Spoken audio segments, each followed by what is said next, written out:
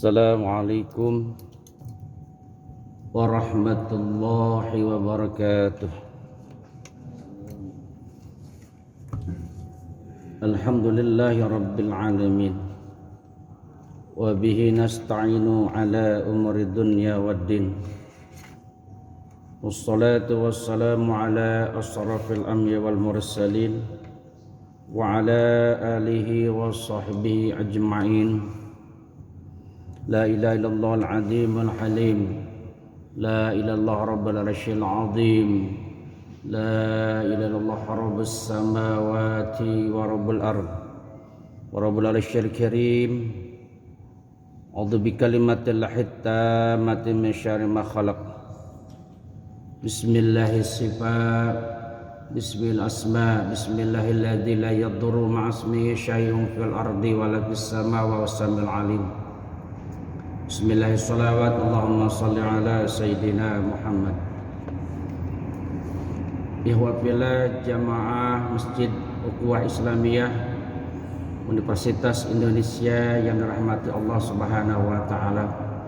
Puji dan syukur sama-sama kita panjatkan kehadiran Allah Subhanahu wa taala yang telah memberikan kita kesehatan, kekuatan, kesungguhan dalam melaksanakan salah satu perintahnya, yaitu sholat zuhur berjamaah. Sholawat karir salam semoga terlimpah kepada baginda alam Nabi besar Muhammad sallallahu alaihi wasallam, kepada keluarganya, para sahabat, para tabi'in, para alim ulama, dan insyaallah kita sebagai umatnya yang senantiasa taat patuh menjalankan ajaran dan sunnah-sunnahnya. Amin ya rabbal alamin. Kita masih membahas tentang fadilah daripada keutamaan orang yang bermodalkan takwa dan orang yang bermodalkan hubud dunia, ya, cinta dunia. Ya, maqalah ke-8 dalam kitab Nasahibul Ibad. Mudah-mudahan kita dapat mengambil pelajaran-pelajaran daripada apa yang disampaikan oleh Ibnu Hajar Asqalani yang disarah oleh Imam Nawawi Al-Bantani. Ya. Dalam maqalahnya beliau mengatakan dari Anil Amshi, ya, radhiyallahu an, ya, atau nama aslinya Sulaiman bin Mihran Al-Kufa, ya. Man kana ra'su malihi taqwa kalatil sunu'an wasfi ribhi, wa man kana ra'su malihil dunya kalatil sunu an wasfi khusrani dini, ya. Barang siapa yang memiliki, ya, modal takwa, ya, maka lisan siapapun, ya, dia tidak sanggup lagi mengatakan bahwa dia telah beruntung dalam agamanya atau kebaikan-kebaikannya, ya. Dan barang siapa yang modalnya, ya, adalah maksiat atau hubud dunia, maka lisannya, ya, tidak bisa mengatakan lagi bahwa dia rugi dalam perbuatannya di dalam agamanya, ya. Maksudnya seperti ini, kalau ada orang yang takwa, ya, banyak dengan kebaikan-kebaikan, pasti semua orang itu akan habis mensifati daripada kebaikan-kebaikan orang itu. Misalnya orang itu, ya, ahlul Quran, ya, sholat jamaahnya rajin, ya, qiyamul lailnya rajin, puasa Senin Kamisnya rajin, suka menolong, ya, penyayang, dermawan dan sebagainya, maka akan habis mensifati daripada kebaikan-kebaikan orang itu. Tetapi sebaliknya kalau orang yang bermodalkan maksiat, ya, hubud dunya, ya, sudah tidak sholat, tidak puasa, gitu kan, perangainya juga buruk, kemudian juga dia orang yang hasad, ya, dengki, ya, tidak suka membantu saudaranya yang sedang kesulitan, ya, ada orang sakit tidak mau menjenguk, bahkan tetangganya yang meninggal pun tidak bertakziah, ya. Maka orang akan menceritakan keburukan-keburukannya itu, ya, sifat-sifat buruknya itu tidak akan habis. Nah, ini gambarnya seperti itu. Jadi kalau orang baik itu kebaikan-kebaikan yang diceritakan itu luar biasa. Jadi akan habis kita mensifati orang-orang yang kebaikannya itu banyak. Jadi tadi gitu kan, orang yang luar biasa gitu dalam dia berinteraksi dengan sesama maupun dia dalam hubungan dengan Allah Subhanahu wa taala. Ya. Jadi dikatakan di sini, ya, Ra'sul malital taqwa kalimatil sunu'an wasbi ribhi dinih, ya. Jadi orang lisan siapapun, ya, tidak akan mensifati secara utuh, ya, karena akan habis, karena kebaikan-kebaikannya banyak. Tetapi kebalikannya orang yang sifatnya buruk, ya, patokannya dia adalah keburukan, ya, terlalu mencintai dunia, dia maksiat kepada Allah Subhanahu wa taala, maka orang pun tidak akan habis menceritakan keburukannya. Ya kan? Wal makna man tamassaka ala taqwa bimisalatil amrillahi wajtinabil ma'asi, ya. Jadi dia itu orang yang takwa, kemudian melaksanakan perintah Allah, menjauhkan, ya, daripada larangan Allah. Bi an asasa afalahu bimau apaqatul asyri. Jadi dia berperilaku sesuai dengan syariat, ya, maka hasanatul katsirah, ya. Jadi kebaikan-kebaikannya itu banyak, ya. Orang seperti itu, ya. Kemudian makalah berikutnya adalah An Sufyan As-Sauri radhiyallahu an, kullu ma'siyati an sahwati fa innahu yurja kufranuha, ya. Jadi setiap maksiat yang timbul, ya, karena dorongan nafsu, ya, itu mudah diharapkan untuk mendapatkan ampunan Allah Subhanahu wa taala. Tetapi kullu ma'siyat an kibri fa innahu la yarju ghufranuha li anna ma'siyati iblis kana asluha minal kibir, ya. Fajalatu sayyidina Adam kana asluha minas sahwah, ya. Tetapi kalau maksiat itu karena kesombongan, kibir, ya, sifat sombong, maksiatnya karena kesombongan, maka itu sulit mendapatkan ampunan Allah Subhanahu wa taala, ya. Jadi kalau kita berbuat dosa misalnya, ya kan, itu karena kelalaian kita, ya, atau kehilapan kita, ya, karena kita lalai, ya, itu masih bisa diharapkan ampunan Allah Subhanahu wa taala. Tetapi tatkala ada seseorang, ya, dia bermaksiat karena sombongnya, ya, maka itu sulit mendapatkan ampunan Allah Subhanahu wa taala, ya.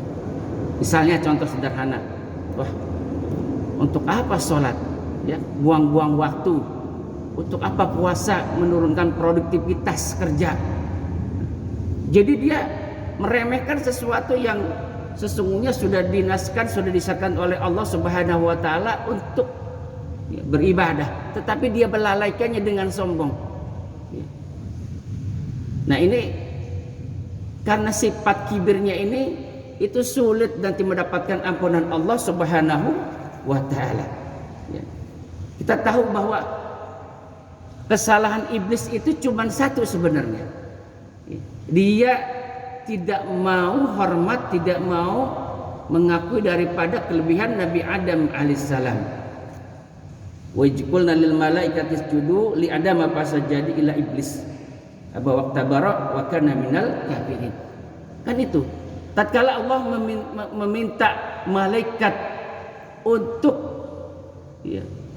sujud kepada Nabi Adam, tapi sujud di sini bukan menuhankan ya.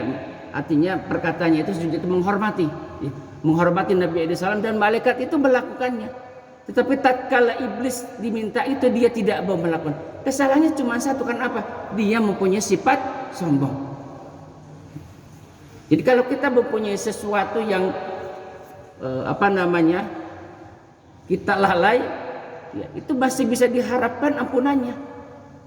Tetapi tatkala kalau kita melakukan maksiat itu karena sombongnya kita, maka sulit mendapatkan ampunan Allah Subhanahu wa taala.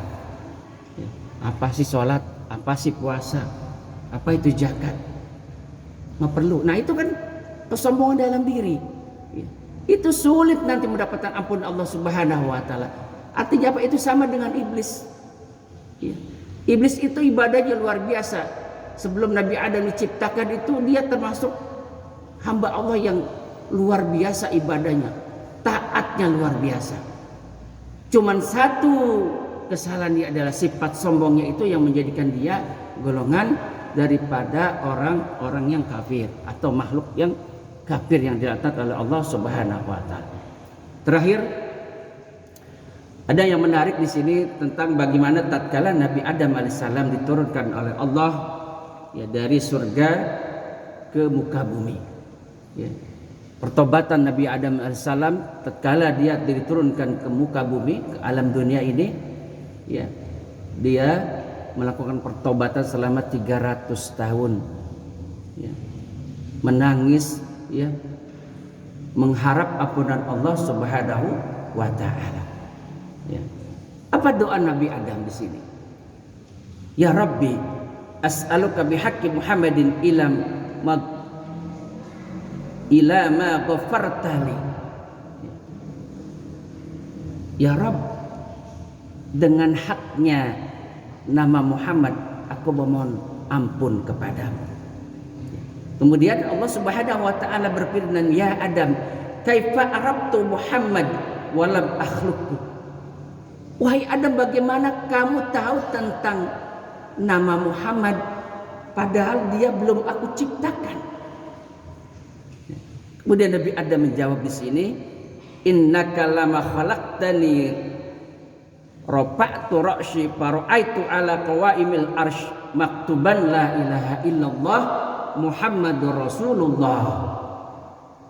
Ya Rabb, tatkala Engkau menciptakan aku dan memasukkan ruh dalam jasadku, kemudian aku melihat ke atas, aku melihat di tiang-tiang aras itu tertulis lafaz la ilaha illallah Muhammadur Rasulullah. Ya. Fa'alimtu annaka lam tusib ila asma'ika ila habbal khalqi ilaika. Dan aku tahu engkau tidak akan menyandingkan asma'mu kecuali dengan orang yang paling engkau kasihi. Kemudian Allah Subhanahu wa taala berfirman lagi kepada Nabi Adam, sadaqtu ya Adam, innahu la ahabbu al khalqi ilayya. Ya, benar, engkau benar Adam. Ya. Kalau saja ya bukan karena dia maka engkau tidak akan aku ciptakan. Maka tatkala engkau memohon ampun dengan haknya dari kekasihku, yaitu baginda Rasulullah, maka akan aku ampuni. Nah, coba kita cermati ya, Rasulullah SAW belum diciptakan, tapi Nabi Adam alaihissalam itu dia menggunakan ya nama baginda Rasulullah sallallahu alaihi wasallam, ya Rabbi as'aluka bihaqqi Muhammadin ila ma ghafartali. Ya.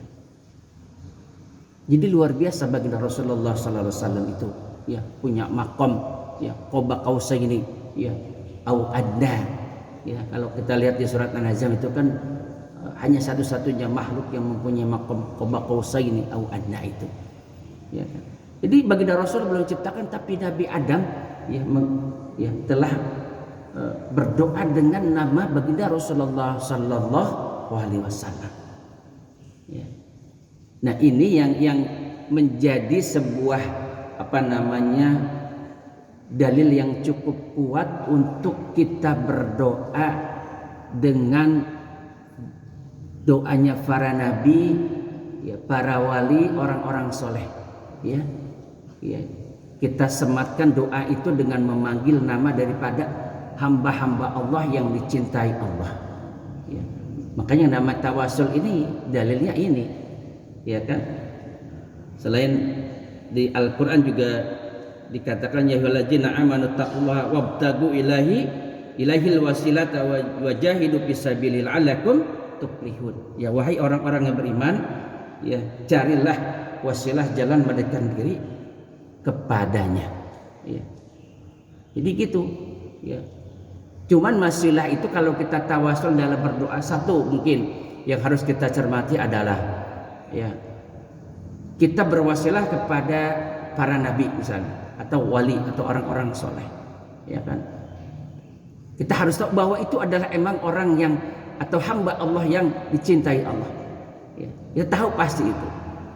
Yang kedua, ya, kita juga harus mempunyai, ya, keyakinan bahwa dikabulkannya doa itu adalah menjadi hak mutlaknya Allah Subhanahu wa taala. Jadi yang kita tawasuli itu tidak mempunyai kekuatan apa-apa. Itu yang penting itu. Ya. Jadi misalnya kita, ya, dengan memanggil menyematkan nama para nabi, ya kan? Tentunya baginda Rasulullah, ya. Kemudian orang-orang soleh, para wali, ya. Tapi kita yakini bahwa sungguhnya yang kita tawasuli itu tidak mempunyai kekuatan apa-apa. Ya. Tetapi karena mahabbahnya Allah, cintanya Allah kepada hamba-hambanya, dan cintanya kita juga kepada hamba itu, ya, maka itu boleh jadi dikabulkannya doa karena Allah ridho kepada hamba itu dan kemudian mengabulkan doa-doa kita. Ya. Tetapi urusan dikabulkannya itu menjadi hak mutlak Allah, tidak ada campur tangan daripada orang yang kita tawasuli. Gitu.